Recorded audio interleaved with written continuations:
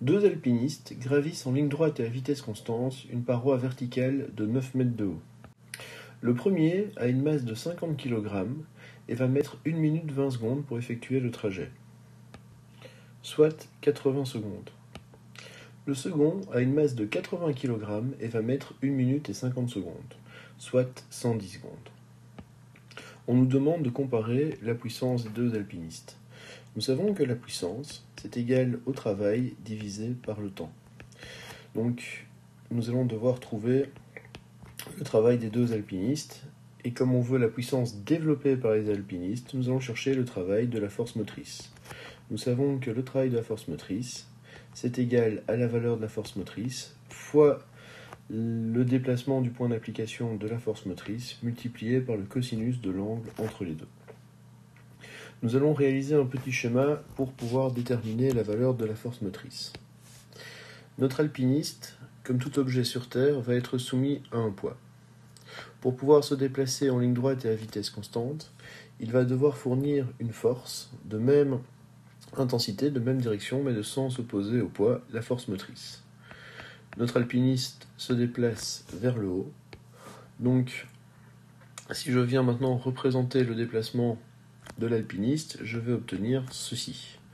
Je constate que l'angle entre le déplacement et la force motrice est égal à 0 degré, et nous avons vu que la valeur de la force motrice était égale au poids de l'alpiniste. Comme nous avons les masses des deux alpinistes, nous allons pouvoir déterminer les poids de ces derniers. Le premier a un poids de 50 kg x 10 N par kg, donc de 500 N, tandis que le second va avoir un poids de 800 N. Et donc nous connaissons maintenant aussi la valeur de la force motrice développée par le premier alpiniste et la valeur de la force motrice développée par le deuxième. Nous allons maintenant pouvoir calculer le travail de ces deux forces motrices. Le premier travail fourni par le premier alpiniste est égal à Fm1 fois d fois cos alpha. Et donc nous allons avoir une force de 500 N exercée sur une distance de 9 mètres fois le cosinus de 0 degré qui fera 1. Le travail fourni par la première force motrice est donc de 4500 joules. Tandis que le travail fourni par le deuxième alpiniste, nous allons pouvoir le calculer de la même manière. Donc Fm2 fois d fois cosinus de l'angle entre la force motrice et le déplacement du point d'application.